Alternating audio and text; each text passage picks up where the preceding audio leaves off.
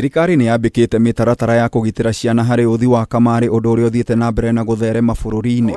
Igana Muikariri giti wa Kamiti ya ihinda ya guthurima wonjoria na uthi wa kamari bururi-ini Gideon Thuranira oigite ihinda riri gutire watho mugathike wa kugiririria ciana gutha kamari. Kenya actually is the third largest gambling country in Africa after Nigeria and South Africa, and therefore our youths and on average you find that the average gambler in Kenya is a youth who is 37 years. Haithoritie ningi kwa ihinda riri mundu no othe na muigana wa ciringi kuma imwe undu uria ucungiriirie ciana gwikuruhania na mithako ya kamari. No one should gamble who is below 18 years.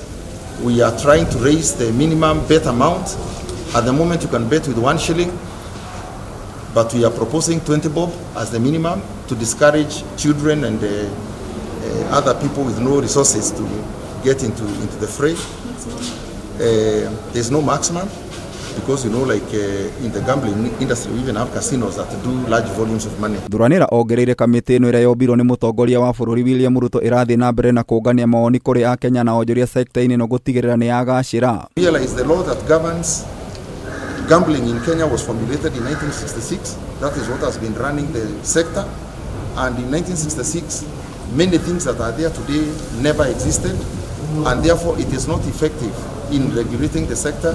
Some people who are operating today were not envisaged when that 1966 law was passed. Things like online gaming, they were not there. Ciege bodi ya Kuramata kamari BCLB Thuranira oigite ni kugacirithio na kuongerwo mahinya na gutuo ruhonge rwa uramati wa kamari. It's a 200 billion industry in Kenya, and it is really growing, and that is why we really want to bring in healthy control so that we can have a healthy, balanced gambling environment in Kenya. Gerifotera Kameme TV, Jeta Getau wa Wajiko.